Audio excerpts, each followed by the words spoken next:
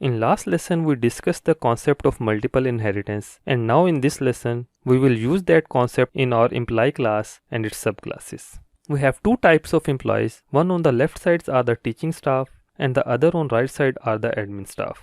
After instructor and lab director, we can have head of the department, which will be the subclass of lab director. But head of the department is also head of administrative domain of the department. So we will have HOD class with two parent classes, lab director and admin staff.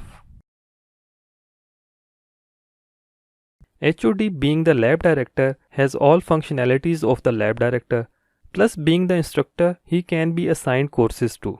And other than that, one more method is added for this class as change lab, by which HOD can change the lab of any lab director.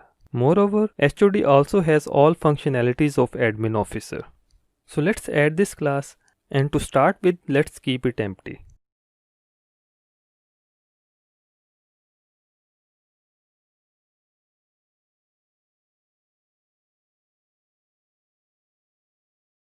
Let's first see the method resolution order of HOD.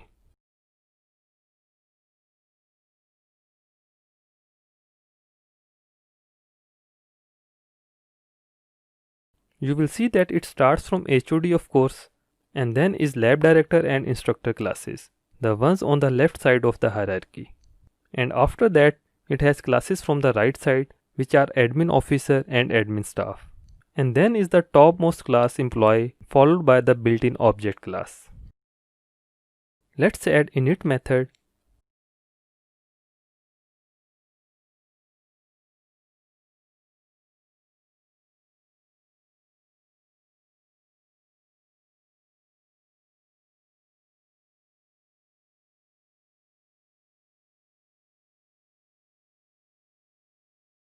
These are the input arguments corresponding to lab director class.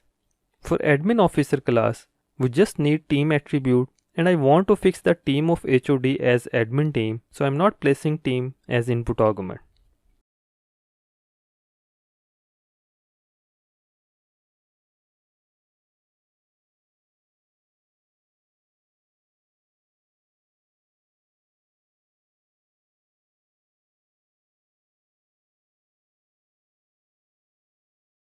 This second init method of admin officer is added just to set the team attribute of HOD.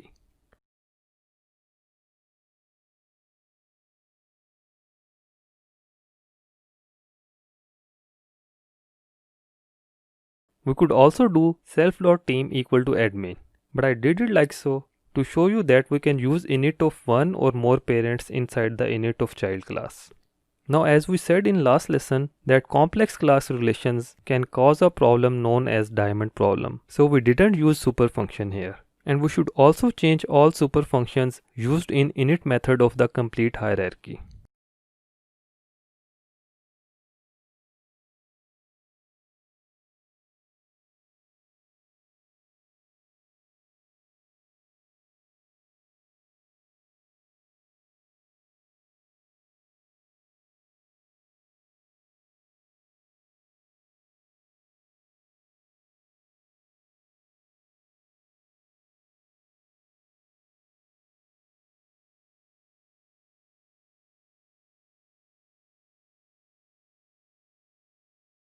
Now let's create an instance of HOD and run the code to see if it is created correctly.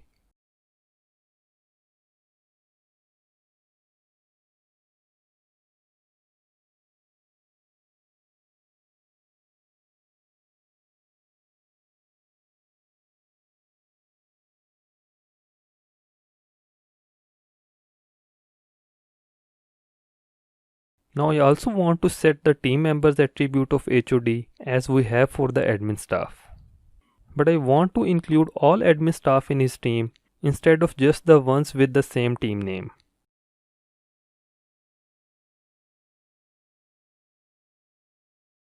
Let's verify that.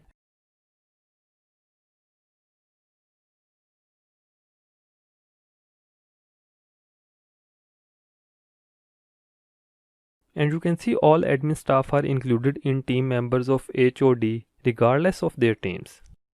Now finally, we also said that HOD should have power to change the lab of any lab director. So let's add method for that.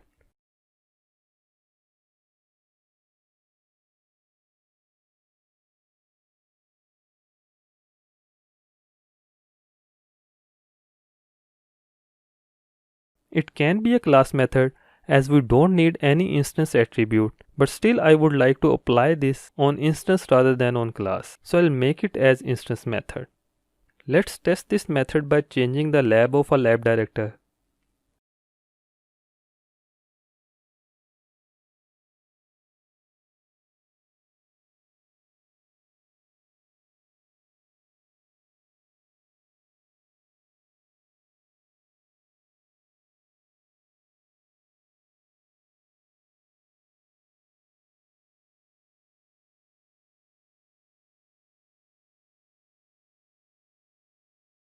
And you can see the correct output.